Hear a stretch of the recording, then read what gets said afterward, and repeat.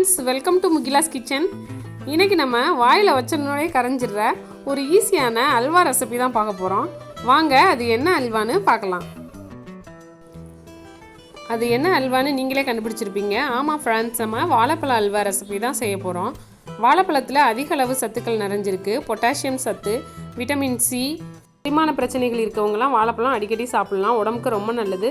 குழந்தைங்களுக்கும் அப்பப்போ வாழைப்பழம் கொடுக்கலாம்.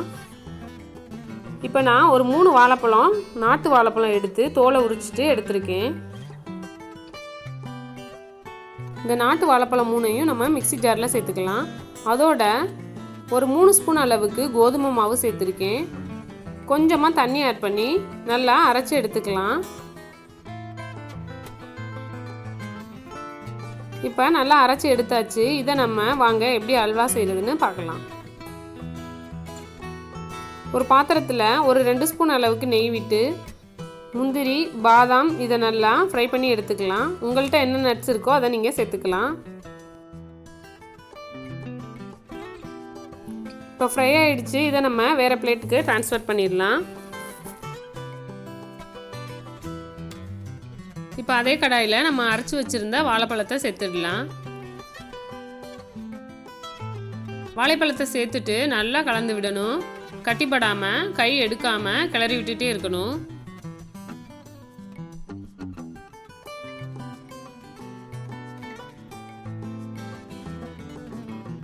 வாழைப்பழம் நல்லா வெந்து வர்ற வரைக்கும் நல்லா கிளறி விட்டுட்டே இருக்கணும். இந்த மாதிரி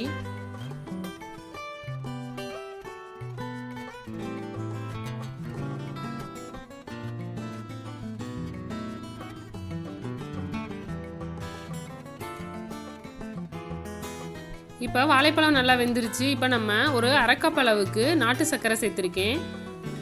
இதை நம்ம நல்லா கலந்து விட்டுடலாம்.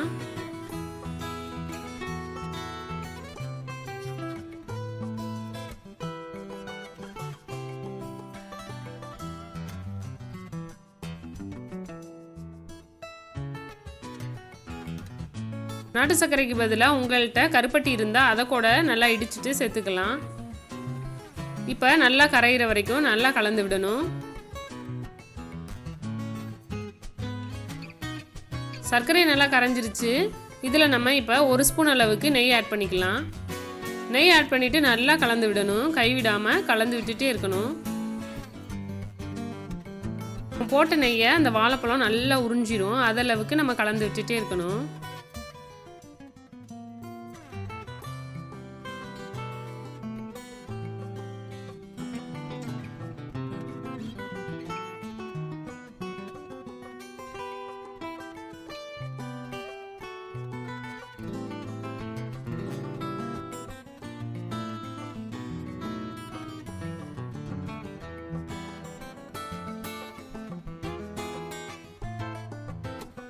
இப்போ நல்லா நெய்யை உறிஞ்சிருச்சு. இந்த ஸ்டேஜில் நம்ம மறுபடியும் இன்னொரு ஸ்பூன் நெய் ஊற்றிக்கலாம். நெய் சேர்த்துட்டு நல்லா கலந்து விடணும். ஒரு 3 டைம் இந்த மாதிரி நெய் விட்டு கலந்து விட்டுட்டே இருக்கணும். நம்ம ஏற்கனவே 1 ஸ்பூன் அளவுக்கு நெய் ஊற்றிருக்கோம். நம்ம சாதாரணமாக வேறு அல்வா செய்கிறதுக்கெல்லாம் அதிக அளவு நெய் தேவைப்படும். வாழைப்பழ அல்வாவுக்கு அவ்வளோ நெய் தேவையில்லை. ஒரு 4 ஸ்பூன் 5 ஸ்பூன் இருந்தாலே போதும். ஈஸியாக நம்ம வீட்டிலையே செஞ்சிடலாம்.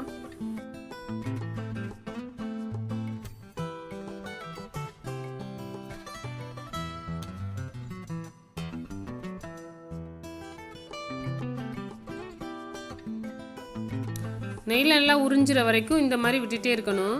நெய் உறிஞ்சி நெய் தனியாக பிரிகிற ஸ்டேஜில் நம்ம அடுப்பை ஆஃப் பண்ணிடலாம்.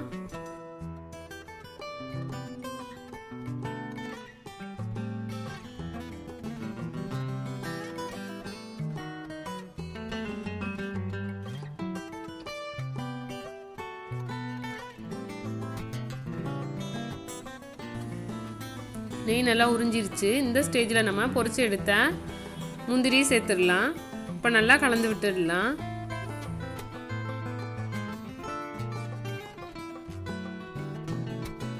போதுமான அளவு நெய் சேர்த்தாச்சு. பாருங்கள், நெய் தனியாக பிரிஞ்சு வருது.